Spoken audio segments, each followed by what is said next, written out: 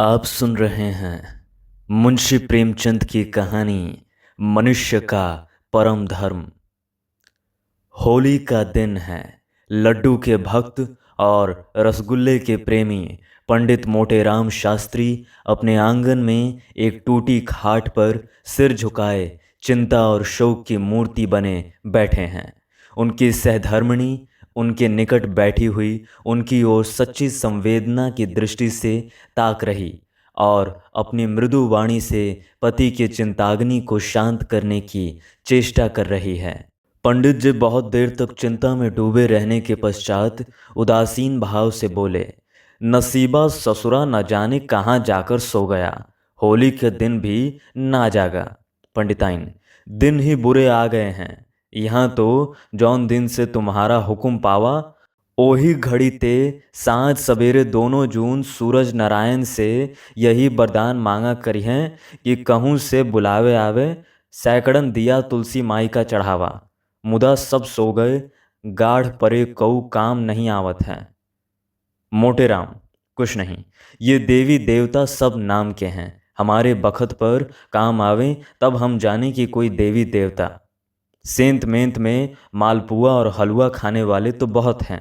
पंडिताइन, का शहर भर माँ अब कऊ भलन मनई ना ही रहा, सब मरी गए। मोटेराम, सब मर गए बल्कि सड़ गए। 10-5 हैं तो साल भर में 2-1 बार जीते हैं, वो भी बहुत हिम्मत की तो रुपए की 3 सेर मिठाई खिला दी। मेरा बस चलता तो इन सबों को सीधे काले पानी भिजवा देता। ये सब इसी अरिया समाज की करनी है। पंडिताइन, तुमहू तो घर में बैठे रहत हो। अभी जमाने में कोई ऐसा दानी नहीं है कि घर बैठे न्योता भेज दे। कभू कभू जुबान लड़ा दिया करो। मोटेराम, तुम कैसे जानती हो कि मैंने जबान नहीं लड़ाई? ऐसा कौन रईस इस शहर में है जिसके यहाँ जाकर मैंने आशीर्वाद न दिया हो? मगर कौन ससुरा सुनता है, सब अपने अपने रंग में मस्त हैं। इतने में पंडित चिंतामणि जी ने पदार्पण किया। ये पंडित मोटेराम जी के परम मित्र थे। हाँ, अवस्था कुछ कम थी और उसी के अनुकूल उनकी तोंद भी कुछ उतनी प्रतिभाशाली न थी। मोटेराम, कहो मित्र, क्या समाचार लाए? है कहीं डॉल? चिंतामणि, डॉल नहीं, अपना सिर है, अब वो नसीब ही नहीं रहा। मोटेराम, घर ही से आ रहे हो? चिंतामणि, भाई हम तो साधु हो जाएंगे। जब इस जीवन में कोई सुख ही नहीं रहा तो जीकर क्या करेंगे? अब बताओ कि आज के दिन अब उत्तम पदार्थ न मिले तो कोई क्यों कर जिए? मोटेराम, हाँ भाई, बात तो यथार्थ कहते हो। चिंतामणि, तो अब तुम्हारा किया कुछ न होगा, साफ साफ कहो, हम संन्यास ले लें। मोटेराम, नहीं मित्र, घबराओ मत। जानते नहीं हो, बिना मेरे स्वर्ग नहीं मिलता। तर माल खाने के लिए कठिन तपस्या करनी पड़ती है। हमारी राय है कि चलो इसी समय गंगा तट पर चलें और वहाँ व्याख्यान दें। कौन जाने किसी सज्जन की आत्मा जागृत हो जाए। चिंतामणि, हाँ, बात तो अच्छी है, चलो चलें। दोनों सज्जन उठकर गंगा जी की ओर चले। प्रातःकाल था। सहस्त्रों मनुष्य स्नान कर रहे थे। कोई पाठ करता था, कितने ही लोग पंडों की चौकियों पर बैठे तिलक लगा रहे थे। कोई कोई तो गीली धोती ही पहने घर जा रहे थे। दोनों महात्माओं को देखते ही चारों तरफ से नमस्कार, प्रणाम और पालागन की आवाज़ें आने लगीं। दोनों मित्र इन अभिवादनों का उत्तर देते गंगा तट पर जा पहुँचे और स्नानादि में प्रवृत्त हो गए। तत्पश्चात एक पंडे की चौकी पर भजन गाने लगे। वो ऐसी विचित्र घटना थी कि सैकड़ों आदमी कौतूहलवश आकर एकत्रित हो गए। जब श्रोताओं की संख्या कई सौ तक पहुंच गई तो पंडित मोटेराम गौरव युक्त भाव से बोले, सज्जनों, आपको ज्ञात है कि जब ब्रह्मा ने इस असार संसार की रचना की तो ब्राह्मणों को अपने मुख से निकाला। किसी को इस विषय में शंका तो नहीं है? श्रोतागण, नहीं महाराज, आप सर्वथा सत्य कहते हो, आपको कौन काट सकता है? मोटेराम, तो ब्राह्मण ब्रह्मा के मुख से निकले, ये निश्चय है। इसलिए मुख मानव शरीर का श्रेष्ठतम भाग है। अतएव मुख को सुख पहुंचाना प्रत्येक प्राणी का परम कर्तव्य है या नहीं?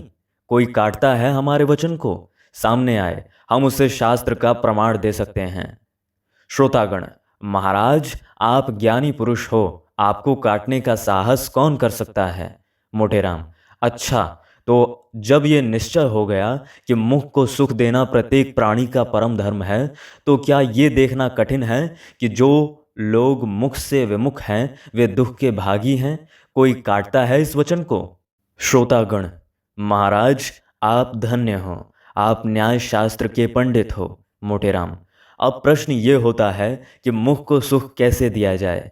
हम कहते हैं जैसी तुम में श्रद्धा हो, जैसा तुम में सामर्थ्य हो। इसके अनेक प्रकार हैं। देवताओं के गुण गाओ, ईश्वर वंदना करो, सत्संग करो और कठोर वचन न बोलो। इन बातों से मुख को सुख प्राप्त होगा।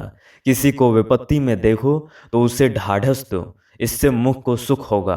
किंतु इन सब उपायों से श्रेष्ठ, सबसे उत्तम, सबसे उपयोगी एक और ही ढंग है। कोई आप में ऐसा है जो उसे बतला दे? है कोई? बोले। श्रोतागण, महाराज आपके सम्मुख कौन मुंह खोल सकता है? आप ही बताने की कृपा कीजिए। मोटेराम, अच्छा, तो हम चिल्लाकर गला फाड़ फाड़ कर कहते हैं कि वो इन सब विधियों से श्रेष्ठ है, उसी भांति जैसे चंद्रमा समस्त नक्षत्रों में श्रेष्ठ है। श्रोतागण, महाराज अब विलंब न कीजिए, ये कौन सी विधि है? मोटेराम, अच्छा सुनिए, सावधान होकर सुनिए। वो विधि है मुख को उत्तम पदार्थों का भोजन करवाना, अच्छी अच्छी वस्तु खिलाना। कोई काटता है हमारी बात को? आए हम उसे वेद मंत्रों का प्रमाण दें। एक मनुष्य ने शंका की, ये समझ में नहीं आता कि सत्य भाषण से मिष्ट भक्षण क्यों कर मुख के लिए अधिक सुखकारी हो सकता है। कई मनुष्यों ने कहा, हाँ हाँ, हमें भी यही शंका है। महाराज इस शंका का समाधान कीजिए। मोटेराम, और किसी को कोई शंका है? हम बहुत प्रसन्न होकर उसका निवारण करेंगे। सज्जनों, आप पूछते हैं कि उत्तम पदार्थों का भोजन करना और कराना क्यों कर सत्य भाषण से अधिक सुखदायी है। मेरा उत्तर है कि पहला रूप प्रत्यक्ष है और दूसरा अप्रत्यक्ष। उदाहरणतः कल्पना कीजिए कि मैंने कोई अपराध किया। यदि हाकिम मुझे बुलाकर नम्रतापूर्वक समझाए कि पंडित जी आपने ये अच्छा काम नहीं किया, आपको ऐसा उचित नहीं था, तो उसका ये दंड मुझे सुमार्ग पर लाने में सफल न होगा। सज्जनों, मैं ऋषि नहीं हूँ, मैं दीनहीन माया जाल में फंसा हुआ प्राणी हूँ। मुझ पर इस दंड का कोई प्रभाव न होगा। मैं हाकिम के सामने से हटते ही फिर उसी कुमार्ग पर चलने लगूंगा। मेरी बात समझ में आती है? कोई इसे काटता है? श्रोतागण, महाराज आप विद्यासागर हो, आप पंडितों के भूषण हो, आपको धन्य है। मोटेराम, अच्छा, अब उसी उदाहरण पर फिर विचार करो। हाकिम ने बुलाकर तत्क्षण कारागार में डाल दिया और वहां मुझे नाना प्रकार के कष्ट दिए गए। अब जब मैं छूटूंगा तो बरसों तक यातनाओं को याद करता रहूंगा और संभवतः कुमार्ग को त्याग दूंगा। आप पूछेंगे ऐसा क्यों है? दंड दोनों ही हैं, तो क्यों एक का प्रभाव पड़ता है और दूसरे का नहीं? इसका कारण यही है कि एक का रूप प्रत्यक्ष है और दूसरे का गुप्त। समझे आप लोग? श्रोतागण, धन्य हो कृपा निधान, आपको ईश्वर ने बड़ी बुद्धि सामर्थ्य दी है। मोटेराम, अच्छा, तो अब आपका प्रश्न होता है कि उत्तम पदार्थ किसे कहते हैं। मैं इसकी विवेचना करता हूँ। जैसे भगवान ने नाना प्रकार के रंग नेत्रों के विनोदार्थ बनाए, उसी प्रकार मुख के लिए भी अनेक रसों की रचना की। किंतु इन समस्त रसों में श्रेष्ठ कौन है, ये अपनी अपनी रुचि है। लेकिन वेदों और शास्त्रों के अनुसार मिष्ट रस प्रधान माना जाता है।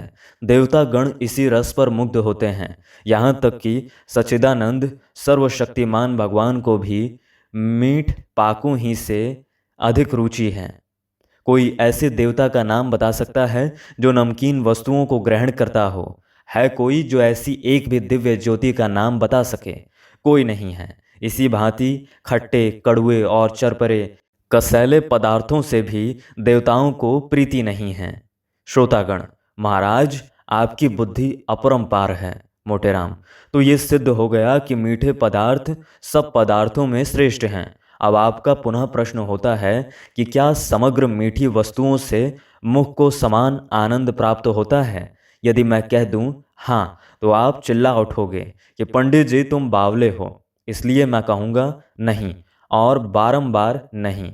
सब मीठे पदार्थ समान रोचकता नहीं रखते। गुड़ और चीनी में बहुत भेद है।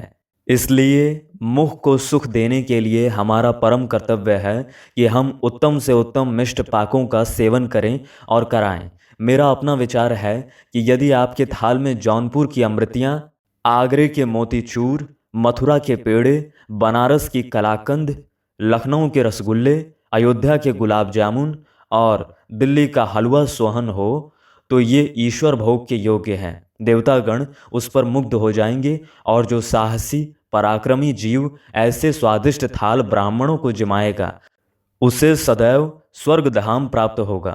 यदि आपको श्रद्धा है तो हम आपसे अनुरोध करेंगे कि अपना धर्म अवश्य पालन कीजिए, नहीं तो मनुष्य बनने का नाम न लीजिए। पंडित मोटेराम का भाषण समाप्त हो गया। तालियां बजने लगीं। कुछ सज्जनों ने इस ज्ञान वर्षा और धर्मोपदेश से मुग्ध होकर उन पर फूलों की वर्षा की। तब चिंतामणि ने अपनी वाणी को विभूषित किया।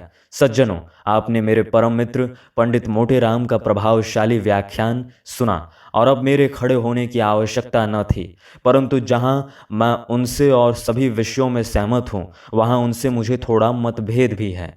मेरे विचार में यदि आपके थाल में केवल जौनपुर की अमृतियां हो तो ये पंचमेल मिठाइयों से कहीं सुखवर्धक, कहीं स्वादपूर्ण और कहीं कल्याणकारी होगा। इसे मैं शास्त्रोक्त सिद्ध कर सकता हूँ। मोटेराम ने सरोष होकर कहा, तुम्हारी ये कल्पना मिथ्या है। आगरे के मोतीचूर और दिल्ली के हलवा सोहन के सामने जौनपुर की अमृतियों की तो गणना ही नहीं है। चिंतामणि, प्रमाण से सिद्ध कीजिए। मोटेराम, प्रत्यक्ष के लिए प्रमाण? चिंतामणि, ये तुम्हारी मूर्खता है। मोटेराम, तुम जन्म भर खाते ही रहे किंतु खाना न खाया। इस पर चिंतामणि ने अपनी आसनी मोटेराम पर चलाई। शास्त्री जी ने वार खाली दिया और चिंतामणि की ओर मस्त हाथी के समान झपटे, किंतु उपस्थित सज्जनों ने दोनों महात्माओं को अलग अलग कर दिया।